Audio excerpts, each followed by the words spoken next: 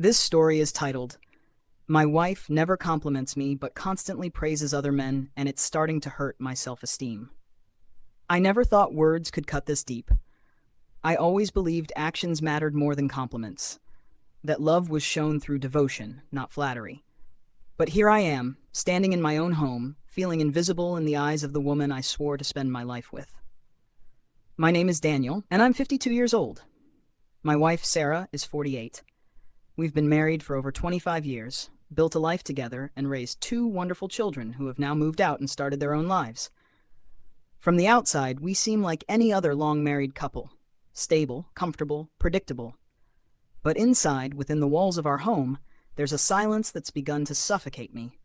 It started as something small, something I ignored at first. Sarah would come home from work, scrolling through her phone, laughing about something amazing her boss did. You won't believe what Mr. Peterson did today. He's such a brilliant leader. Or she'd be talking about how our neighbor, Greg, had such an impressive work ethic, how he always kept his yard pristine, how he was just so admirable. At first, I didn't mind. I mean, people praise others all the time, right? But then I realized she never spoke about me like that. Not to others, not to me. When was the last time she told me I was handsome? When was the last time she admired anything I did? I tried to push the thoughts away, convincing myself I was being insecure. But the more I listened, the more it became clear. My wife had admiration in her heart, but not for me. One evening, after fixing a leaky faucet in the kitchen, I wiped my hands and turned to Sarah, expecting even a small acknowledgement. Instead, she barely looked up from her phone. But the moment she read something about one of her male coworkers, her face lit up. Wow, Ben is so resourceful. He just solved this huge issue at work today. I swallowed the lump in my throat. I wanted to say, I just fixed something too. But I didn't. Instead, I sat down in silence, my hands still damp from the work I'd just done. It wasn't just words. It was everything. The way she looked at me, plain, uninterested. The way she laughed when talking about other men but never at my jokes. The way she complimented celebrities on TV, but never once turned to me and said, You look nice today, Daniel. I began to question myself. Was I not worthy of admiration? Had I let myself go? Was I boring to her? Then, one day, the moment that shattered me happened. We were at a dinner party with friends, sitting around the table, sharing stories. Someone complimented their spouse, talking about how amazing they were. And then someone turned to Sarah and joked, What about you, Sarah? What's something you admire about Daniel? The pause was deafening. She hesitated. Then, with a forced chuckle, she said, Oh, well, he's, reliable. That was it. Reliable. Like an old car that still runs but has nothing exciting about it. The room laughed lightly, but I wasn't laughing. Inside, something cracked. That night, as we got home, I finally confronted her.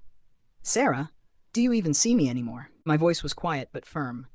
She blinked, taken aback. What do you mean? I mean, when was the last time you looked at me the way you look at everyone else? When was the last time you were proud of me? Do you even find me attractive anymore? She scoffed, but there was nervousness in her voice. Daniel, you're being ridiculous. No, I said, stepping closer.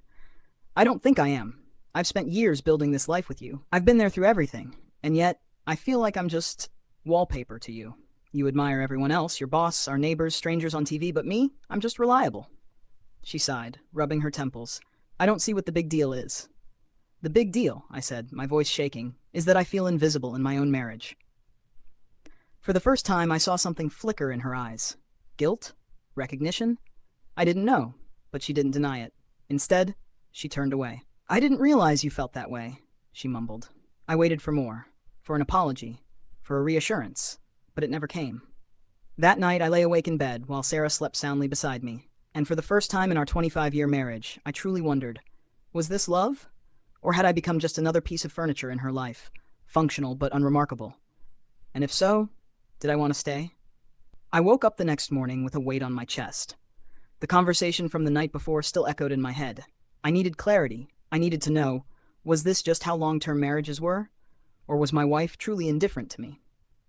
So I decided to test it. That evening, I made an effort. I dressed a little nicer, wore the cologne she used to love, and cooked dinner for us. I waited to see if she would notice. Nothing. Not a single word. But when she got a text from her coworker, her face lit up again. Oh wow, Brian just planned the most amazing vacation for his wife. How sweet is that? I clenched my jaw. Must be nice, I muttered. She glanced up. What? Nothing, I said, forcing a smile. But inside I was done. I started pulling away. I stopped trying to impress her. I focused on myself. I went to the gym. I reconnected with old friends. And the strangest thing happened. Other people noticed me. One day at the grocery store, a woman in line smiled at me and said, "You have a really kind face." It was such a small comment, but it hit me harder than I expected because it had been so long since someone had made me feel seen, and something unexpected happened. Sarah started to notice.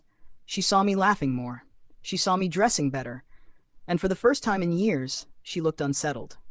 One night, she finally asked, "Daniel, have you been different lately?" I looked at her, really looked at her, and I asked, "Why do you care?" She flinched. "What? You haven't cared for years, Sarah. But suddenly, when I start living for myself, you notice?" For the first time, her eyes filled with something real, fear. She whispered, "I never meant to make you feel that way." I sighed. "Then why did you?" Tears welled in her eyes. I took you for granted." Silence stretched between us. I wanted to believe her. I wanted to believe things could change.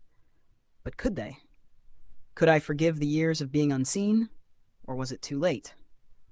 As I looked at my wife, waiting for an answer I wasn't sure I had, I realized, maybe, for the first time in our marriage, the choice was truly mine. If this story resonated with you, let me know in the comments.